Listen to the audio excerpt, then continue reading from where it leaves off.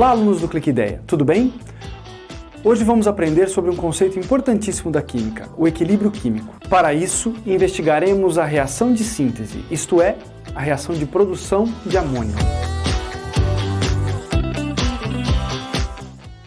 A amônia é uma das substâncias mais produzidas no mundo. Como você viu, ela é uma molécula muito simples, formada por um átomo de nitrogênio ligado a 3 átomos de hidrogênio. O átomo de nitrogênio possui 5 elétrons na sua camada de valência. As 3 ligações que existem na amônia são do tipo covalente, ou seja, para fazer essas 3 ligações, o átomo de nitrogênio compartilha 3 elétrons. No entanto, ainda sobra um par de elétrons. A amônia é fundamental para a produção de uma série de produtos, em especial os fertilizantes, muito úteis para a produção agrícola. Sem dúvida, se não houvesse a produção de amônia, a produção agrícola seria muito menor. Além disso, a amônia é muito utilizada para a produção de explosivos, refrigerantes, medicamentos, polímeros e muitos outros compostos. A amônia é preparada a partir da reação entre o gás nitrogênio e o gás hidrogênio. Observe que nessa reação, 1 mol de gás nitrogênio reage com 3 mols de gás hidrogênio, formando 2 mols de amônia gasosa.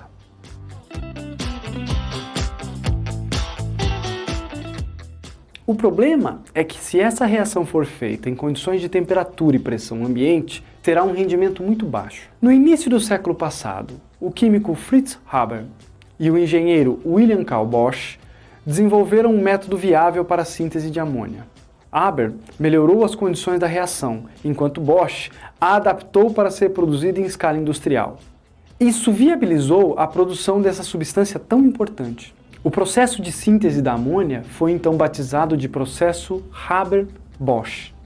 Ele foi considerado tão importante que os cientistas receberam o Prêmio Nobel de Química no ano de 1918. O problema é que o alemão Haber também trabalhou no desenvolvimento científico de gases letais que foram utilizados depois durante a Primeira Guerra Mundial. Esses gases foram utilizados de forma muito nociva e foram responsáveis pela morte de milhões de pessoas. Por isso, a escolha do Prêmio Nobel de 1918 chegou a ser contestada, embora nos dias de hoje ninguém conteste a importância do método Haber-Bosch para a produção de amônia. Repare que a síntese de amônia é um tipo de reação que atinge o equilíbrio químico. Até chegar ao momento do equilíbrio químico, os reagentes são transformados em produtos.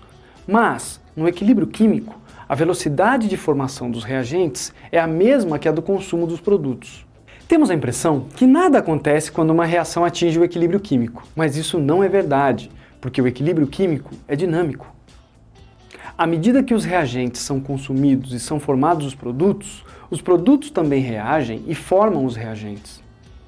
Como as duas reações ocorrem ao mesmo tempo e com a mesma velocidade, não se observa a variação dos produtos e da concentração dos reagentes.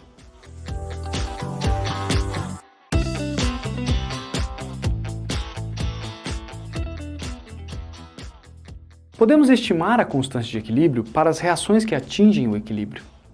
Para tanto, basta aplicarmos uma fórmula, na qual se dividem as concentrações molares dos produtos, elevadas pelos seus respectivos coeficientes estequiométricos, pelas concentrações molares dos reagentes, também elevadas pelos seus coeficientes estequiométricos.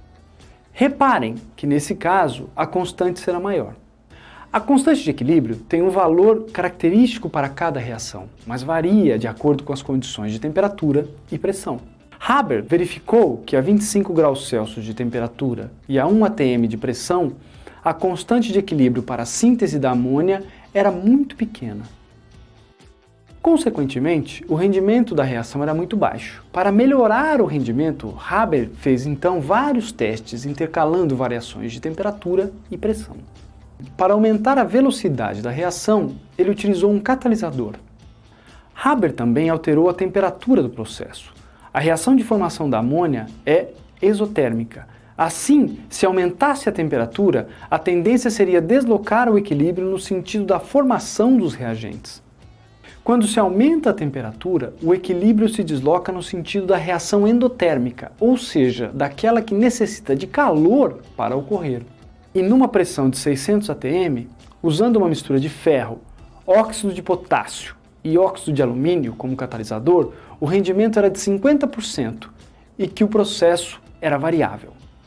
Então Bosch conseguiu adaptar essa reação, que era inicialmente feita em escala pequena, laboratorial, para uma proporção maior, feita em escala industrial.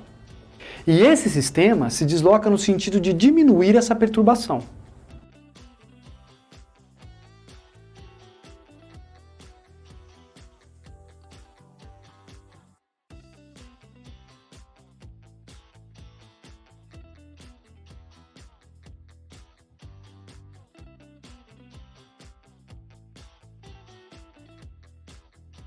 Mesmo não seguindo à risca o princípio de Le Chatelier, o processo de Haber-Bosch deu muito certo e ainda é utilizado em larga escala até os dias de hoje. Reparem que essa grande descoberta do século XX acabou sendo utilizada de variadas formas diferentes, para fins benéficos, como por exemplo a agricultura, e outros não tão nobres, como por exemplo a produção de gases letais utilizados na Primeira Guerra Mundial.